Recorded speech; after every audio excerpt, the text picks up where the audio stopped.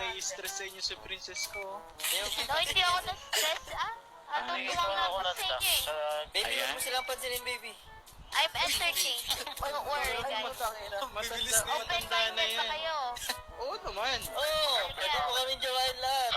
Ostrich ka ba? Ano? Ostrich ka ba? Gagi ka ba, Yuto? Hindi ako ostrich. Ostrich? Ba't Ostrich ka ba? Bakit Ostrich ostrich? na siya yung itlog mo sa bunganga ko eh. Okay. Ay!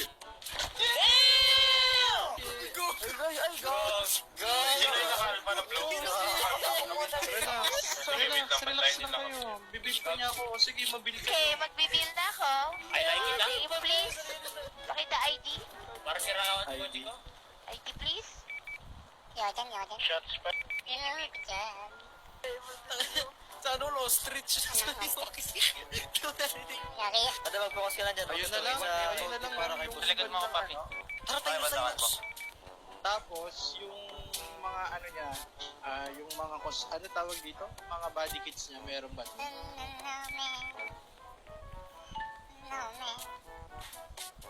Wala. Wala naman sila, sorry. Pinitig ka sa si Madam kasi masyadong hardcore eh. Ostrich kasi.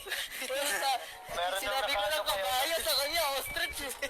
Ostrich. Kaya naguto sa sinabi niya. Kaya kayo nagulat din ako, tayo putang ina. Kasya pa yung itlog mo sa mukha. Ano yun, kahit pwede ba? Ano kayo ka lang? Akal pa kami, natitrip lang eh. Gagawang puta.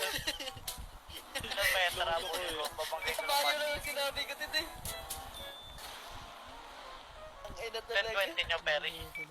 HP. Babalik pa kaya yun? Puta may pili. Ilipat rin kami. Uy, di ba? Mamaya na to. Mamaya na to.